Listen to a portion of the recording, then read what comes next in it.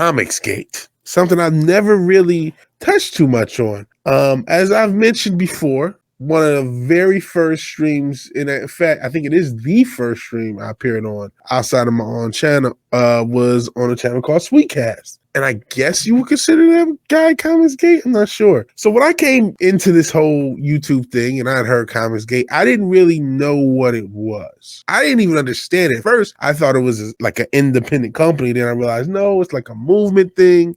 And Cinch and Dildo brings up a pretty good point. Civilized society is always 3 meals away from collapsing. Yeah, absolutely. And I think we're less than 3. We're probably 1 meal away. They're probably already there, honestly. But ComicsGate, I didn't really know what they were. I thought they may be a company. No, it's a movement. Oh, okay. And I had nothing but positive experience. Still have to this point nothing but positive experience.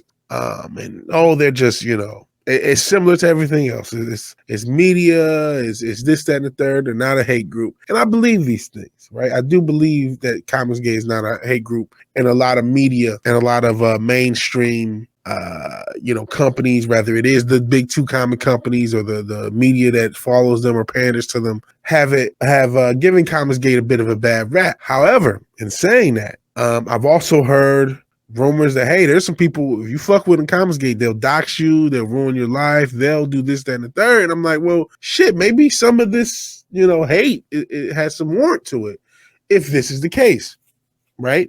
If there is this toxic element that exists, again, have I had any personal exposure? No, not at all. It just comes from people in the community, the fellowship. And actually, I got to give what to was it what to Loose Can? Wait, it ain't the same person.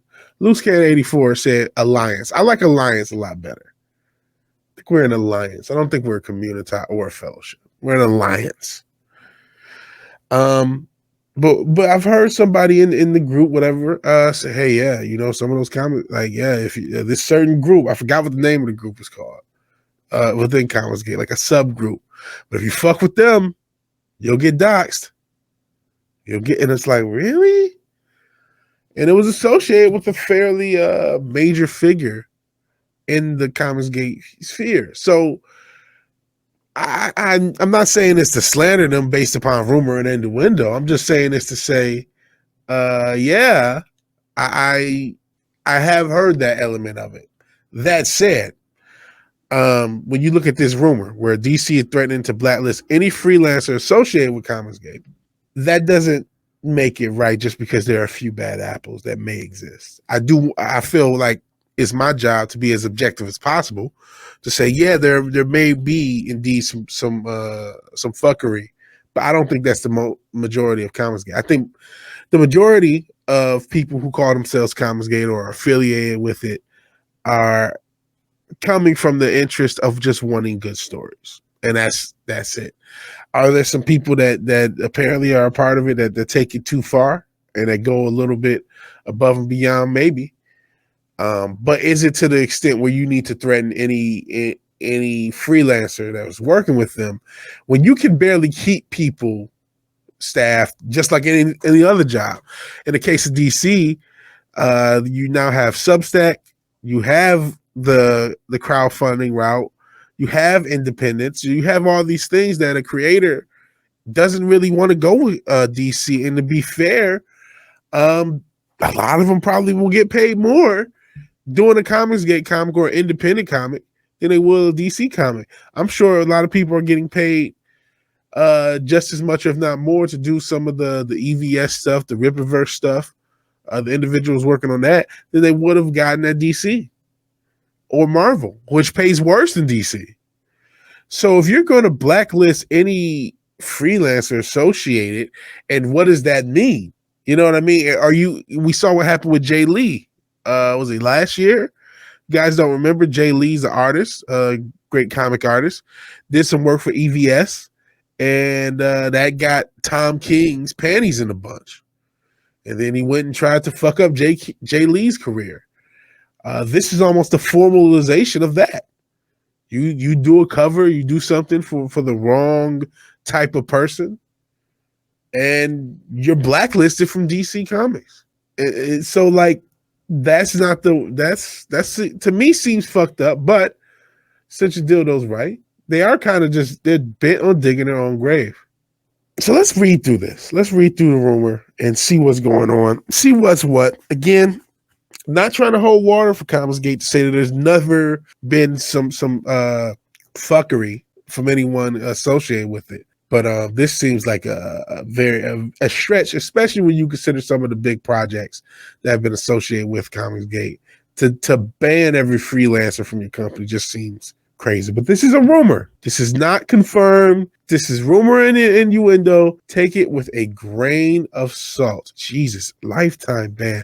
I can't conceive of this rumor being completely true, even if it is meant to be true. But all right, let's get to it. According to a new rumor, DC Comics is reportedly threatening any freelancer who's caught partnering with ComicsGate in any capacity with a lifetime ban from working with the publisher. Word of DC supposedly new anti-ComicsGate policy was first made public by Shelley Leprezzi, wife of veteran comic book artist Aaron Leprezzi, who himself made a turn towards ComicsGate after an appearance on EVS's live stream, made promotion with the crowdfunding campaign for his original series, Wrath of God. I did hear a little bit about this a few weeks ago, maybe a month ago, this Wrath of God thing. Earned a deluge of condemnation from contemporary comic professionals and audiences. On October 14th, Shelley took to her personal Twitter to reveal, as if we needed any other reason to boycott DC Comics, they're not threatening their freelancers that if they do any work associated or any work for anyone associated with ComicsGate, they'll never work for DC again.